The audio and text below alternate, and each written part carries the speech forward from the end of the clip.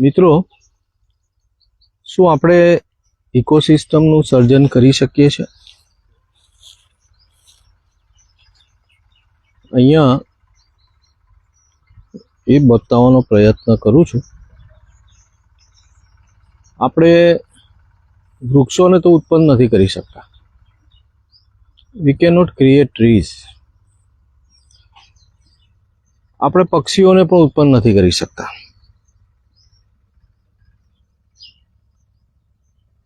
તો આપણે શું કરવું જોઈએ? તો એનો અહીંયા ખાસ એક આ વિડીયો છે. બે બાબત આપણે ધ્યાનમાં રાખીએ. પહેલી બાબત એ છે કે પાણી, વોટર. જે પણ ખેડૂત મિત્રો છે, જેમની પાસે ફાર્મ લેન્ડ છે, એમના માટે ખાસ અગત્યનું છે. એ સિવાય પણ આપણે દરેક જણ માટે એક ઇકોસિસ્ટમનું જીવંત રહેવું, એક ઇકોસિસ્ટમને જીવંત કરવી અથવા તો ઇકોસિસ્ટમને ક્રિએટ કરવું એ જરૂરી છે. તો કેવી રીતે શક્ય બનશે? આ અમારા ફાર્મની બરાબર પાસે બાજુમાં જ આ પોન્ડ બનાવવામાં આવ્યું છે. મોટું લેક છે આ થોડુંક. તો તમે જુઓ કે આ ફાર્મની બાજુમાંથી જ અમે પાણીનું આખું એક કેનલ, નાનકડી એ બનાવી છે કે જેથી કેનલનું પાણી આ બાજુ આવે છે. અને એ પાણી એકચ્યુઅલી આ પોન્ડ અમે નથી બનાવ્યું, પણ એ પહેલાં આવો ખાડો હતો. પણ જે બાજુમાં અમે જે કેનલ જેવું બનાવ્યું એનાથી પાણી અહીંયા એક્યુમ્યુલેટ થાય છે, વોટર લોગિંગ. અને એટલે શું થાય છે કે એક લિવિંગ ઓર્ગેનિઝમ જે છે એ ડેવલપ થાય છે, અથવા તો લિવિંગ ઓર્ગેનિઝમ અહીંયા આવવા માટે પ્રેરાય છે. ઇકોસિસ્ટમ એક લિવિંગ ઓર્ગેનિઝમ છે, એક જૈવિક વસાહત છે. એ આપણે સમજી લેવું બહુ જરૂરી છે. અને આ જે લિવિંગ ઓર્ગેનિઝમ, જૈવિક વસાહત, ઇકોસિસ્ટમ, એમાં જે લિવિંગ બીઇંગ્સ છે, જેમ કે પક્ષીઓ છે, પ્રાણીઓ છે, રેપ્ટાઇલ્સ છે, ઇવન હ્યુમન બીઇંગ્સ, એ સરાઉન્ડિંગ જે એટમોસ્ફિયર છે, જેમ કે હવા, પાણી, પ્રકાશ, ભૂમિ, એની સાથે ઇન્ટરેક્ટ કરે છે. તો આ જે ઇન્ટરેક્શન આપણે કેવી રીતે ક્રિએટ કરી શકીએ? તો આપણે એવી વોટર બોડી બનાવીએ.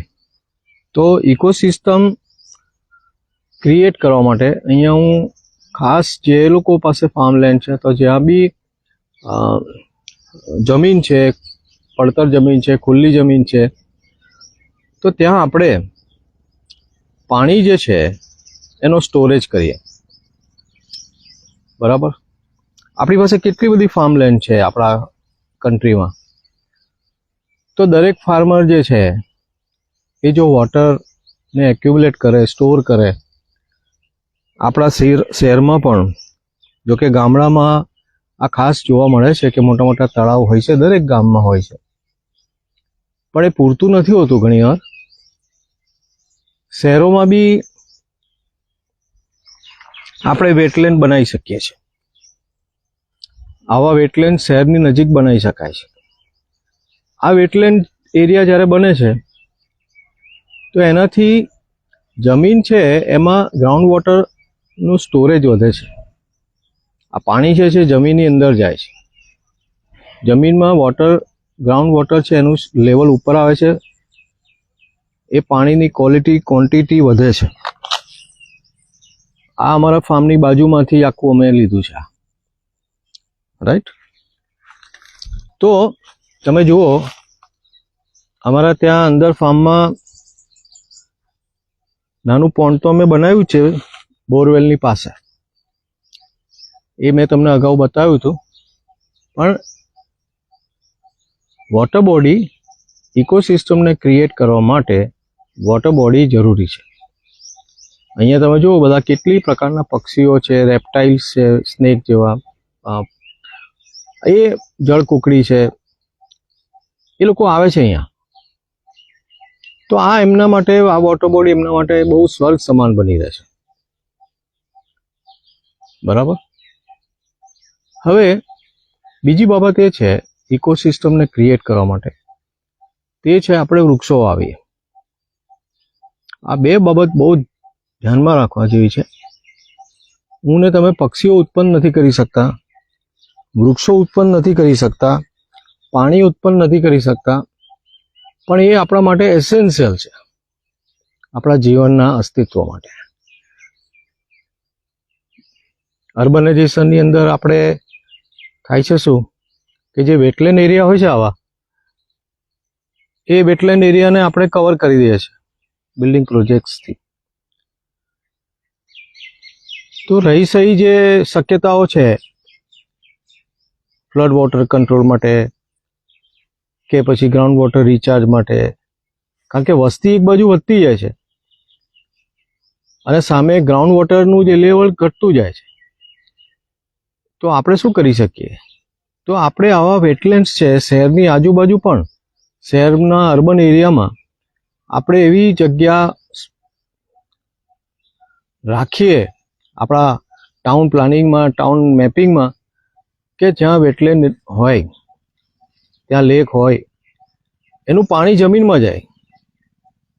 આજે આપણે શું કરી રહ્યા છે કે પહેલાના સમયમાં જે રાજાઓ હતા એમણે જે સમજદારી વાપરીને એમણે શું કર્યું હતું કે તળાવો બનાવેલા, અને એ તળાવ જે છે કુદરતી રીતે જમીન સાથે એના પાણી જમીનમાં ઉતરતા હતા, અથવા તો બહારથી પાણી જમીન સ્ટ્રીમ્સ વોટર આવતા હતા તળાવમાં. આપણે શું કર્યું કે ડેવલપમેન્ટ કર્યું, આપણે એનું બ્યુટિફિકેશન કર્યું, અને એ તળાવ જે છે એની આજુબાજુ પાળ બનાવી દીધી. એટલે આપણે શું કર્યું કે જે પાણીનો જે ઇનલેટ હતું એ બી બંધ કરી દીધું, પાણીનું આઉટલેટ બી બંધ કરી દીધું, અને વોટર જે છે એ લોગિંગ થઈ ગયું, એટલે બ્લોક થઈ ગયું બધી બાજુ, અને એ પછી ત્યાં માછલી પણ અંદર મરી જાય છે, કારણ કે ઓક્સિજનનું પ્રમાણ ઘટી જાય. એ બાબત છે.